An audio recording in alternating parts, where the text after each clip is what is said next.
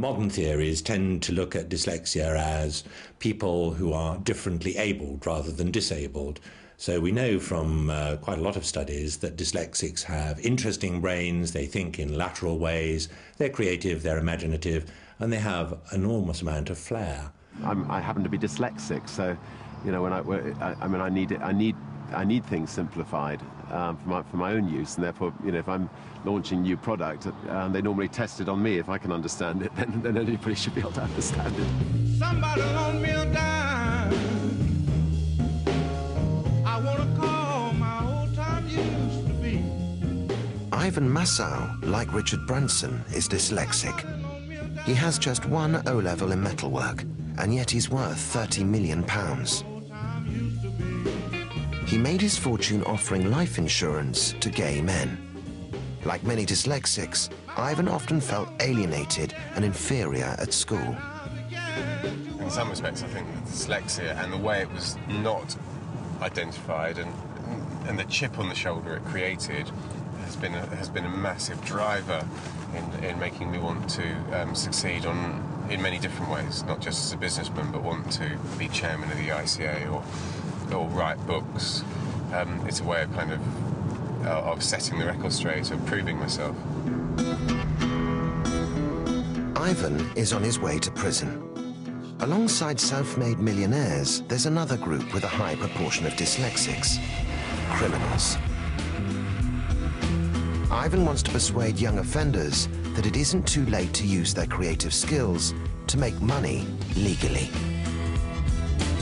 Some people like me were lucky enough to turn right, you know, and go into business and establish myself in a kind of so-called legitimate enterprise. Some people aren't as lucky. Stick 'em up, Paul, it's the fun-loving criminal. Stick 'em up, Paul, it's the fun-loving criminal. When you look at some of the skills you need to get into trouble, they're very similar to the skills you need to be a businessman. They're entrepreneurial, they often involve using initiative. Obviously failed initiative, or you wouldn't be here. But you know, they're very, very similar things. And my background may not be dissimilar to many of yours. I was NSPCC, I was in homes, and all sorts of things happened to me, Rich. I started my business from a small squat in Kentish town, you know, from one room. And I'll just give you a little picture of how this can build up from nothing. When you're running it, you know, there's no money. So, because I lived in a squat, I couldn't have the telephone in the, you know, because there were other people who shared this thing. So I got an answering service in town to answer the phone. Ivan Massow Associates. I'm afraid he's out of the office. You know, it cost me 30 quid a week to have this answering service going on, and it sounded like an office. This squat was called was on Lady Somerset Road in Kentish Town, so I renamed the house Lady Somerset House to make it sound like an office building for correspondence. Having an excellent business, having something that works and something that expands, is going to be about looking at where the holes in the markets are and how you can be better than the competition. Thank you. OK, thanks. Fantastic. No one ever kind of gave me permission or empowered me to go and set up a business. I had no idea that someone like me could achieve anything or was even allowed to consider it as something way out of my league. Because you just got to understand the tricks on the inside. Like many criminals, entrepreneurs have different ways of looking at the world.